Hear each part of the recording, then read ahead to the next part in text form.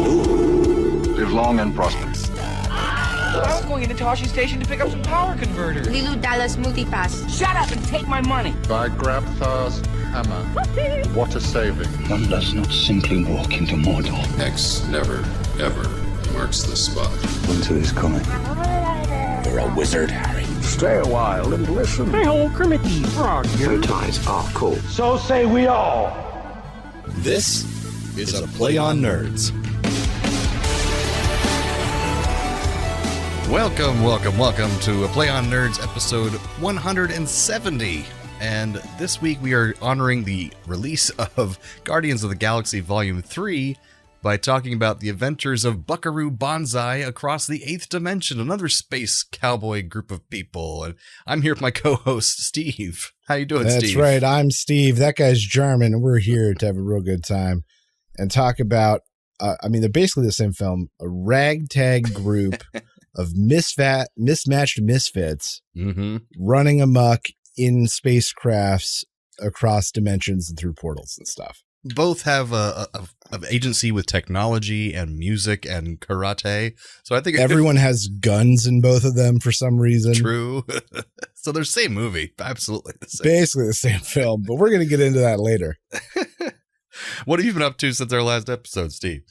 We're just getting settled into the house, moved in. We're getting more and more furniture. We finally got a big china cabinet display case thing. Nice. And a real nice wood big bookshelf. And so because we have those things, we can now unload a big chunk of our boxes that have kind of been sitting. And all the collectibles and Muppet stuff. And collectibles and precious items and that kind of thing. Yeah. So we literally got those earlier today. We were able to unpack a box or two before we got started. I plan to probably do a box or two after. I'm glad they all made it safely to your destination. For the most part. We've had a few casualties along the way, but that's too bad. Two of my Muppet mugs, like my classic vintage Muppet mugs, both bit the dust pretty hard. Oh, no. They're not even savable for like hot glue or something. No, I'm not doing that to them. Because that's the thing. I'm one of those people where like, yes, I like my collectibles, but I want to be able to use them. Oh, okay. Gotcha. Like I want to drink out of that gonzo mug, and I can't do that anymore. So well, maybe you can find the one on eBay or something. Maybe. What about you? What have you been up to? Oh, just doing a lot of last minute wedding planning. Not last minute. We still have 2.5 months, but we confirmed. Oh, I got a measuring tape. I'll have Anna measure me right after this. Oh, good. Because Steve's got to get his suit measured. We got a DJ confirmed, photographer, caterer. Those are all in motion. Some signed already, some about to be signed. Deposits paid and all that jazz. So that's really exciting. And in a nerdy front, I got to go to an IMAX screening for the final 2 episodes of Star Trek Picard. It was in theaters, and they were kind of live streaming it to the nation, to certain theaters in certain cities, and luckily Orlando was one of them. And went with a couple of my Star Trek buddies, and we got to see it. And then afterwards they do a Q&A that's streaming live from Los Angeles with the whole cast, like Patrick Stewart and everything. So they even took a question from our audience, like that was sent in digitally, which is pretty cool. That's pretty cool. Yeah, and we got a poster afterwards of the whole cast. It's like a really nice cardboard, like really nice print. So it was all free too. You just had to get signed up in time before it got sold out. So we just had to be lucky. Yeah. Yeah. So it was a lot of fun. Very nerdy. And for feedback, we just want to mention that we just yesterday were guests on the Muppet Talk, video podcast, but I think it's also an audio form. It's their second episode. Podcast. Yes. It's with Crazy Joe and Chris from the Muppet Stuff blog. They invited us on over, which was so nice of them. And it was a good time, wasn't it, Steve? It was. We talked Muppets and Star Trek. I'm going to venture and say we talked more Muppets than Star Trek. Yeah. And go out on a limb here. And it's in honor of our other show, Muppet Trek. If you don't listen, you should. Yeah. It's on the same feed. But, if you're not into that stuff, it's fine. But it was an honor, and I hope we get to go back again sometime. Or had them on this show. We've had guests on this show. Yeah. Man, we haven't had a guest on the show in I want to say years now. It's been a while. Well, it's because we got to change format a little bit, because expecting our people to do homework is a tough sell. That's true. But for things coming up in the future, it might be more applicable. We'll see. Yeah. We're going to find out. Yeah. Secrets. But that brings us to some nerdy news. It's time for Nerdy News.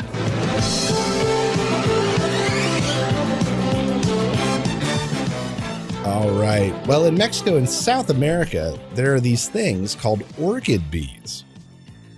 They are green and blue and real pretty, iridescent, shiny. But it's not their looks drawing attention. These guys have special sacs on their back legs that store perfumes from flowers, specifically the orchid, among others.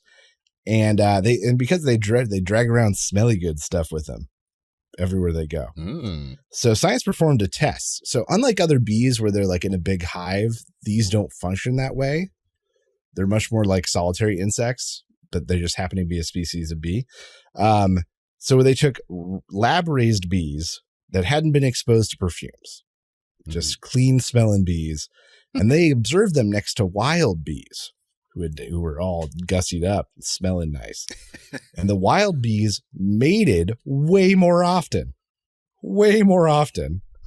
leading them to believe that lady bees like it when guy bees smell nice. And this study was run by a guy named Frank who decided, I'm going to study this and not cure cancer. That's right. This is what science is, people. No, that makes sense. You know, you got to. Oh, yeah. The title of that story is The Bee's Knees. I forgot. Oh, I forgot. Missed it. Yeah, that was perfect. Yeah. Goddamn, Steve. Goddamn. The Bee's Knees. I love it. Well, I think that takes us to our main segment. That's right. So we're talking about The Adventures, a long title name. Adventures of Buckaroo Banzai. Across the eighth dimension. Eighth dimension. Which will make sense shortly, maybe.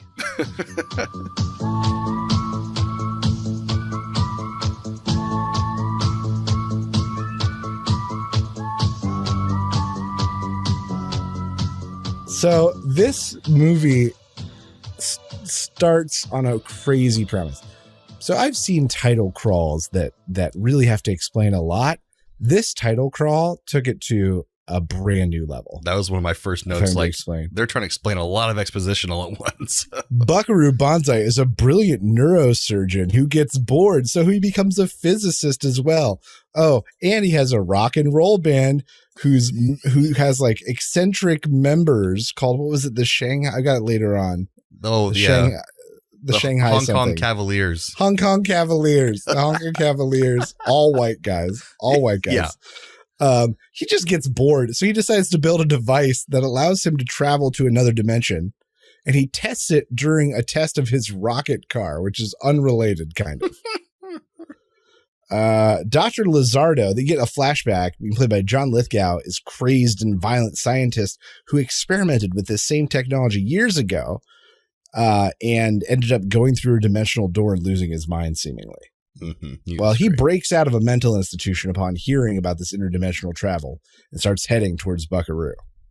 Buckaroo and the Hong Kong Cavaliers, I can't believe it, are playing a rock gig at a club when this girl who's sad tries to kill herself, but they think she's shooting at the band, so she's arrested. Everyone pulls guns out. Just everyone has guns suddenly. And he goes to visit her in jail and finds that she is the long-lost twin of his dead wife who doesn't know she has a twin. For some reason. Oh, that was hard to say. All right. Buckaroo gets her out, has a press conference about the dimensional tech, which is interrupted by a phone call. He gets zapped. And suddenly he can see these alien creatures in the audience who try to steal that tech, and they nab his doctor friend who helped him invent it. The aliens are called lectoids, and they're more interdimensional beings, but they come from a planet. It's very confusing. Yeah. And there's a bad faction of lectoids who want to steal the tech. Lectroids who want to steal the tech and open a portal to the eighth dimension. And then there are good ones that want to stop them. So it turns out that when Dr. Lizardo experimented with the tech and went through the portal, his mind was overtaken by this evil lectroid leader, and he plans to attack a Russian vessel and start World War III. The Cavaliers head to Yo-Yo-Dyne Systems, who have secretly been developing their own interdimensional ship for use. Buckaroo and a ragtag group of not only his regular guys, but like volunteers from the radio. They storm the facility. Dr. Lizardo tries to take off. He fails to reach the 8th dimension, but he breaks out into space. He finds out the Buckaroo and this alien that wasn't worth mentioning before this point are on the ship, so he ejects them. They make chase. They blow him out of the sky with their weapons. Buckaroo parachutes to Earth, bringing Penny back to life with his lips, I guess. And they all live happily ever after. I like how you skip so much, but it doesn't matter because it still doesn't make any sense. Matter. So much of it is just nonsense that has no bearing on what happened, so it wasn't worth mentioning. Speaking of Muppets, this is what I think they describe as gonzo, like as it's just nuts. Like there's nothing makes any sense. What does that mean? Like I think that's definition of gonzo. That's why they call him that. Exaggerated subjection to fiction, bizarre or crazy. Yeah, that's basically what it is.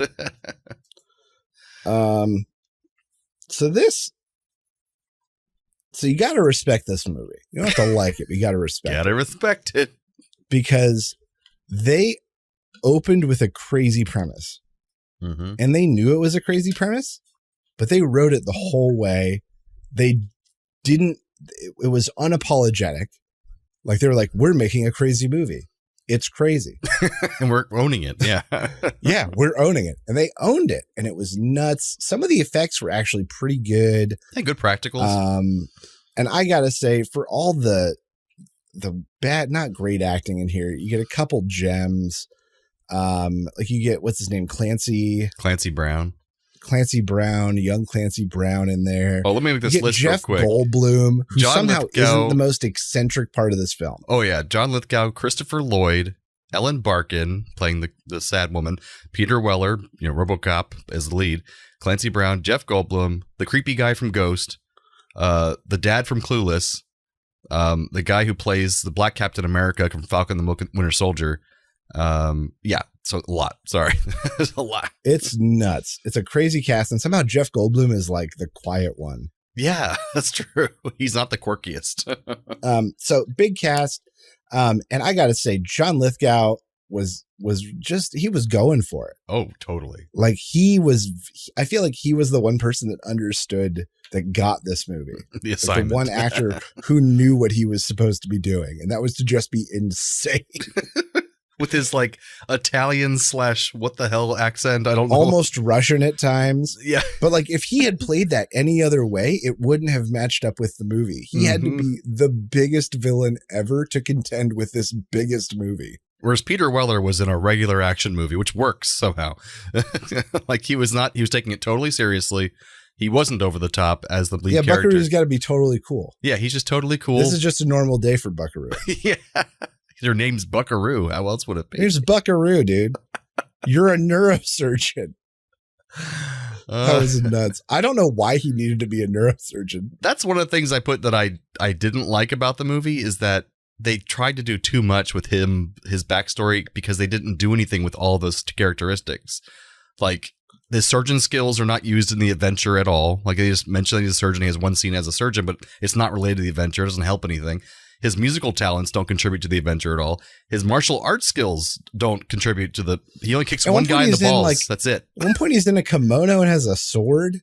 Yeah, he never uses the sword. Never uses a sword. He kicks a guy in the balls and then uses a gun the rest of the time. That's it. Everyone has guns always. Yeah.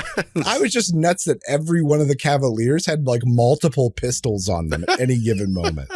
And they're in a band together.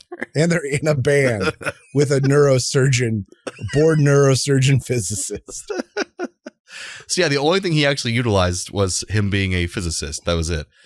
Because that was the only thing helpful for the actual operation. Otherwise, it was weird. But yeah.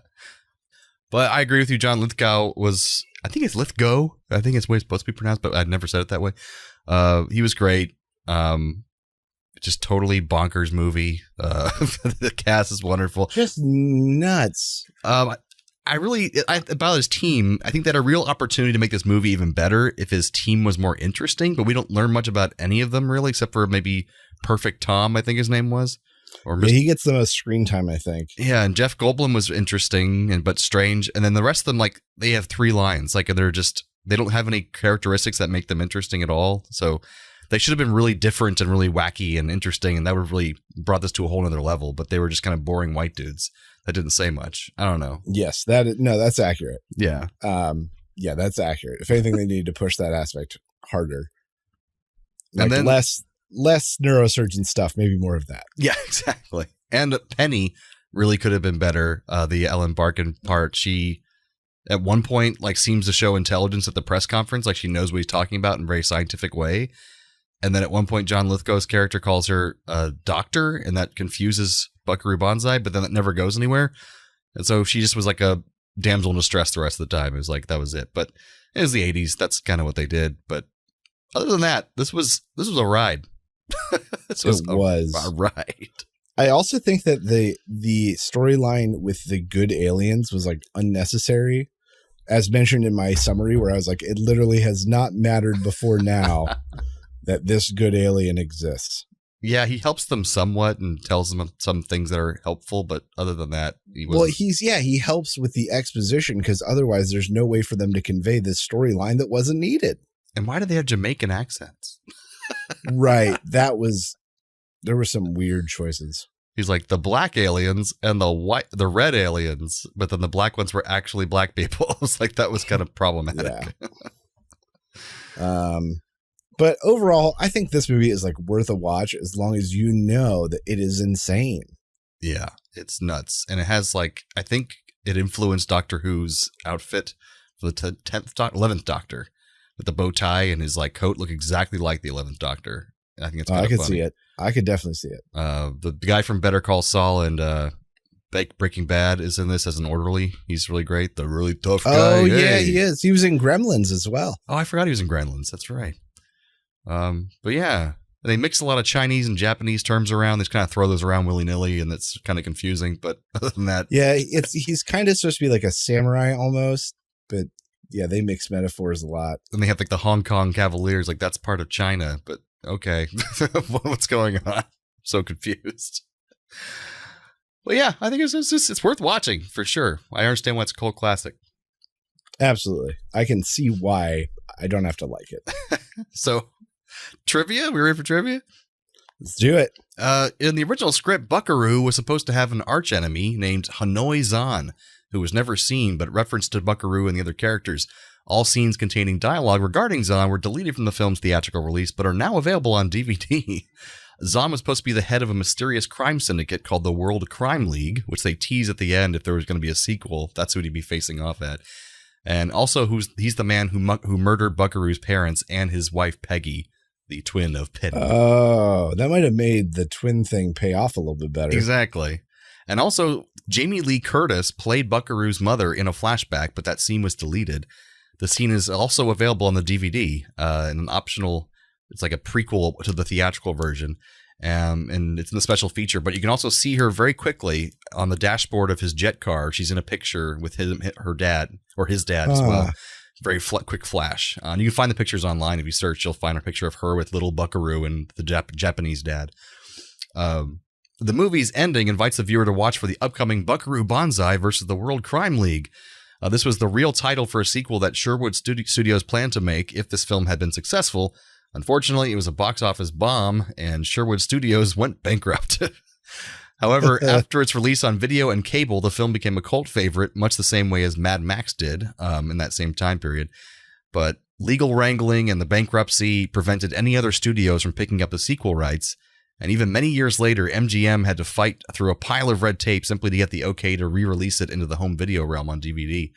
In 2021, they finally released the novel Buckaroo Banzai against the World Crime League, so you can read the novel sequel of this movie. It has a very cool cover, too. According to Peter Weller, the lead, he had a particularly tough time filming the scene without laughing where Lord John Wharfen, or Dr. Lizardo, as you know, John Lithgow, is torturing Buckaroo with electricity because it was the first time he had heard the ridiculous accent that he was doing. I'm sure. And he said it was like an Italian Martian accent is how he described it. The original director of photography, the cinematographer, was Jordan Cronenweth, who is the cinematographer for Blade Runner. And the filmmakers wanted him specifically because they wanted to be rich in color and texture, for which he is famous for. However, several weeks into filming, that one of the producers had him replaced with another guy against the wishes of the crew, including the director, in order to give the film its campy, flat visual appearance to make it look a lot cheaper than Blade Runner, which the original filmmakers never intended. So that's why it looks that way in the end. And the only scene that in the movie that's still in there that he directed the photography for is the nightclub scene, which looks kind of different from the rest of the movie a little bit. But anyways, that was interesting. This is funny. To this day, there is a yoyodyne.com, which serves as a fan site for the film, and it's a real small site. It's one page, and it's really funny. 2 attempts have been made to adapt Buckaroo Banzai into a television series. In 1998, Fox Network planned one with the title Buckaroo Banzai: Ancient Secrets and New Mysteries, for which they created a short animated test reel. However, the series was not picked up. And then in 2016, Kevin Smith announced that he would be working with MGM Television on a series, and that deal with Amazon Studios was in negotiation. But later, Smith left the project after MGM filed a lawsuit against the original creators, and it got legal mess again, so it couldn't work. This is fun. Tom Hanks and Michael Keaton were considered for the role of Buckaroo Banzai, and I think Michael Keaton would do a great job in that. Or Tom Hanks, really. He can't do no wrong. And the device that lets them travel through time, the oscillation overthruster, or through dimensions, it's also on the bulkhead of Zefram Cochrane's ship in Star Trek, in First Contact, when William Riker and Geordi LaForge launch on his ship. It's right next to them behind Riker's head, which is kind of fun. They use that same prop in a lot of places. And there's a scene in the movie where Reno, one of the Cavaliers, and New Jersey, Jeff Goldblum, go through a room with a watermelon in a machine, and it looks really out of place for some reason. And Jeff Goldblum's character says, "Why is that watermelon there?" And Reno says, "I'll explain it later." And I was like, what the hell was that about? Man. In the DVD commentary, the filmmakers explained that they had a confrontational relationship with one of the producers. And when they stopped receiving notes from the production, they decided to put the watermelon in a scene with no mention about it anywhere in the script. And when they received no questions about it, they deduced that no one was screening the dailies anymore, and they could keep making the film the way they wanted to, as long as they remained within budget. So that was kind of their way of testing the waters by throwing a watermelon in the scene. Very weird. And the last one, Christopher Lloyd and Peter Weller have played villains in the Star Trek franchise. Christopher Lloyd played Commander Krug in Star Trek III, The Search for Spock. And Weller's done 2 different characters. He played Admiral Alexander Marcus in Star Trek Into Darkness. And then, that one I remember. Yeah. And John Frederick Paxton in 2 Star Trek Enterprise episodes, which you have not seen yet. So that's why. Oh, that was a lot of trivia, but it's a weird movie, so I figured it'd have a lot of trivia because there's a lot going on. There's a lot going on. But we have a fun bit now for Steve. Ooh. So this is something I admittedly stole from the Elitist podcast, something that my fiance listens to, but it's really fun, called Mad Lib Theater. But this time we're going to call it Cosmic Mad Lib Theater. So basically there's going to be a monologue that, Steve, you're going to read in just a little while, but you don't know anything about it now, but I'm going to get some verbs, some adjectives from you, because then you're going to make that monologue your own, and it's going to be related to this episode. So are you ready? Okay. Yeah. I need a noun. Pigeon. All right. A verb ending in ing. Leaping. All right. A setting or an area, not a specific location like a city or something, but like a setting or an area. Like a meadow? Sure, that's perfect. A noun. Ketchup. Adjective ending in er. Quicker. And another one ending in an er. Fancier. This will pay off, folks. Another noun. Rock. Noun. Shoelace. Shoelace. Verb. Lick.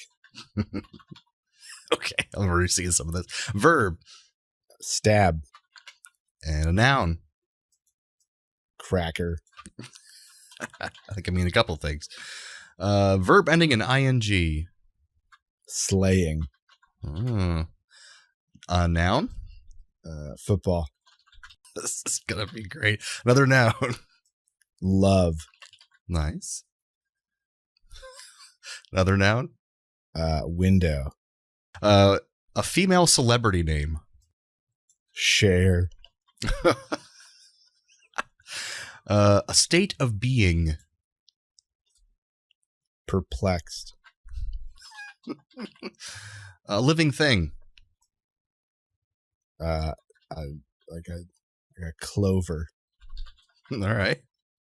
Okay. Something expensive or precious. A degree. Okay. Perfect. And a body part. Last one. A body part? Yeah. The tongue.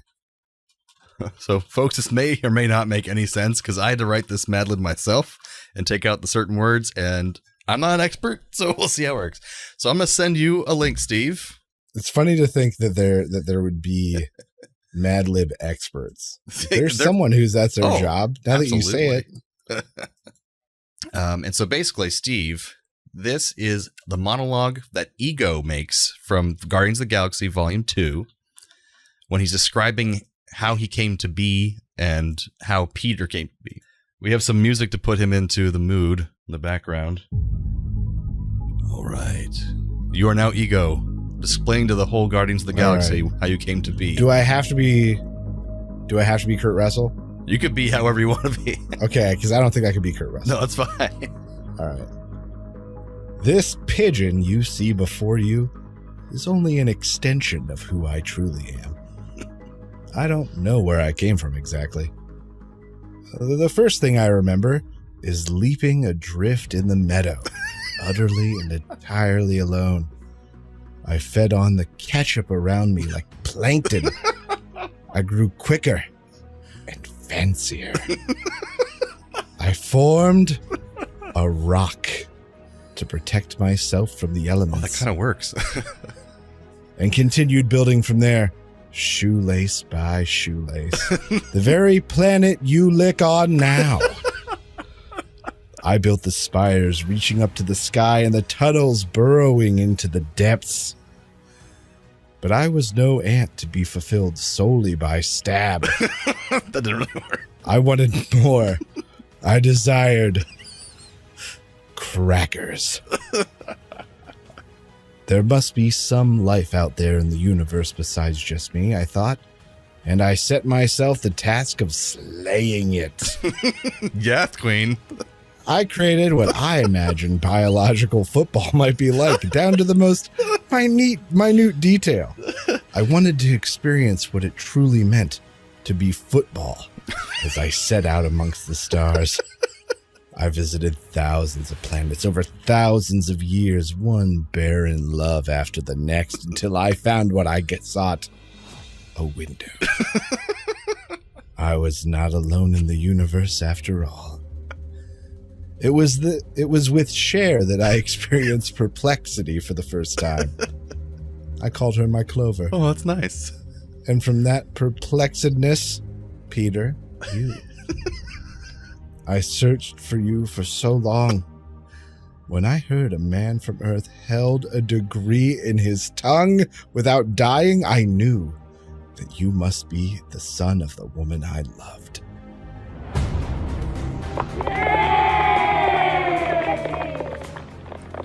Woo! That almost worked a few places. Almost. Very well done, sir. So that was Cosmic Mad Lib Theater. I think you did a fantastic job. I knew as good of a job setting up the Mad Lib, but it worked sometimes. I think the words you chose were good. I just think that it needed to be like plural noun. Right. Maybe, like those sort of things to make it fit just that little bit better. Just those little nudges. So next time we do it. You did some good on the fly changes there. I liked it. Yeah, man. That got confusing for a second there. But man, you and Cher. I had to suddenly figure out tenses of words. I haven't thought about that in years. I know, right?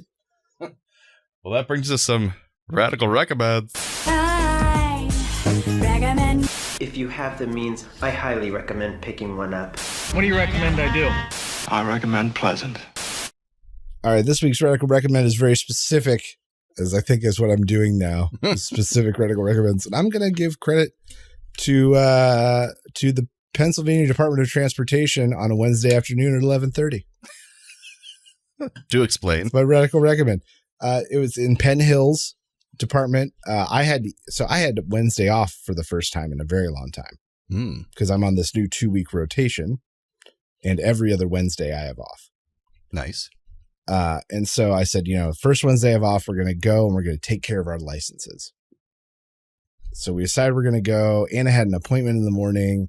I was with Dilly, and we decided we're going to go. We pack water and snacks for Dilly and his iPad because we are so certain that we're going to be there forever.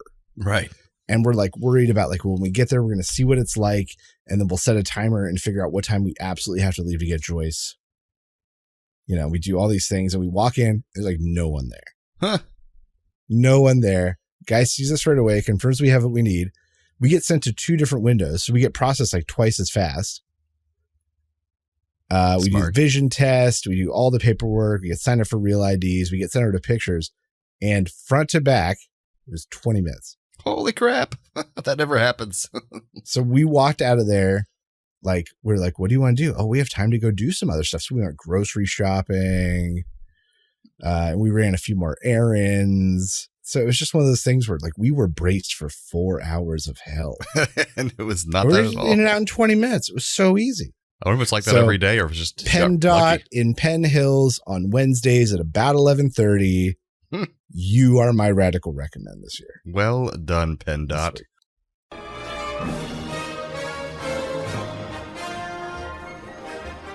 All right, it's time for some trailer reviews. This week I picked out one that looked kind of fun. It came out a bit ago, but I didn't see it come out. I love the Evil Dead series, and this is Evil Dead Rise.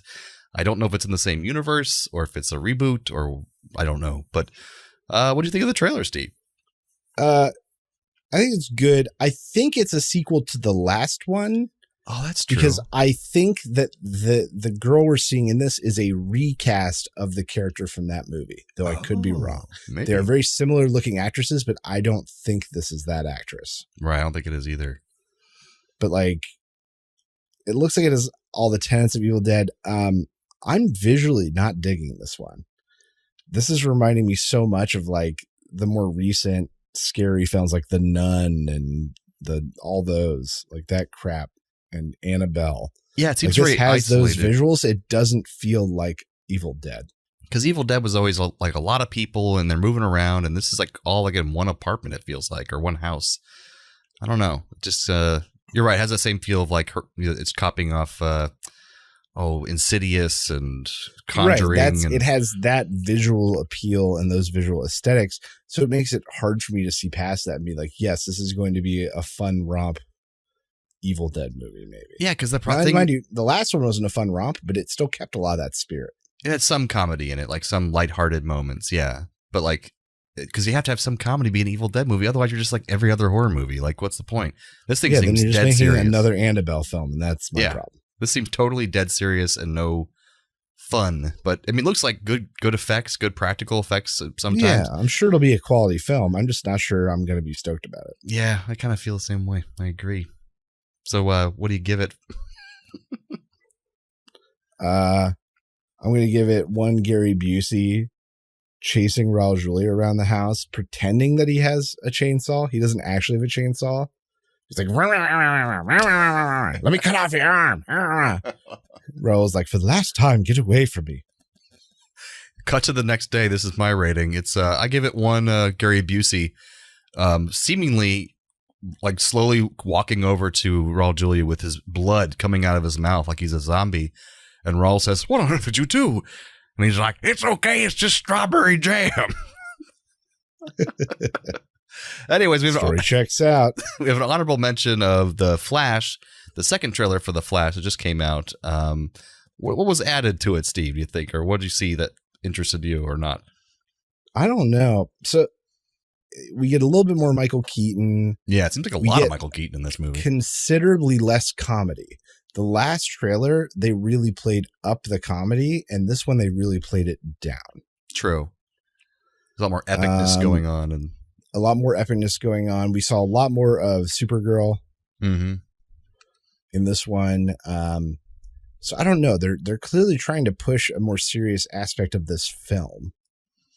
Yeah. And I'm interested to figure out why they're going for such a tonal change. Especially from the last trailer, yeah. Well, I just did a video for my YouTube job that I narrate for Slash Film, and they sent their reviewer to watch it at CinemaCon that just happened, so they've already seen the movie. And although a bunch of stuff got debuted at CinemaCon that should be coming out in like the next week or so. Exactly, and a lot of them gave really good reviews to the Flash movie. One of them said it was the best superhero movie they've seen in decades. One of them said it's definitely the best DC movie that's come out. And so I wonder if that's something to do with James Gunn coming in at the last minute to save it and kind of do some reshoots and make it fit into the rebooting the whole universe kind of thing. But look, as long as it ends with Ezra Miller's Flash dying, yes, then I'm fine. And that may legitimately explain the tonal shift. Oh, that's possible. Yeah. Because it'll be serious. They're trying to pose it as a serious movie with a more serious ending where a major character dies. He might have to die to bring the universe back to balance or something like that. And that's the perfect way to explain it and be done with Ezra Miller. Just be done with him. An awful human being. For sure. Yeah. So maybe that explains it. I like it. Was that the end of the episode, Steve?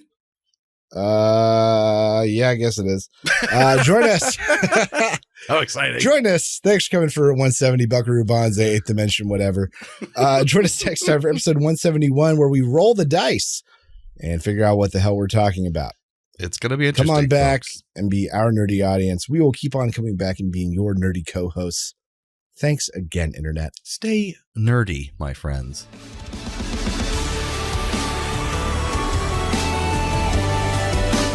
Thanks for listening to A Play on Nerds. Feel free to email feedback at aplayonnerds.com with all your questions or comments. Shoot us a message on Facebook or Twitter and earn yourself a sweet shout out on the show. Review us on YouTube, Spotify, or Apple Podcasts so even more nerds can find us. Tell your friends, tell your enemies, we aren't picky. Check out our entire back catalog and other offerings at aplayonnerds.com. And how?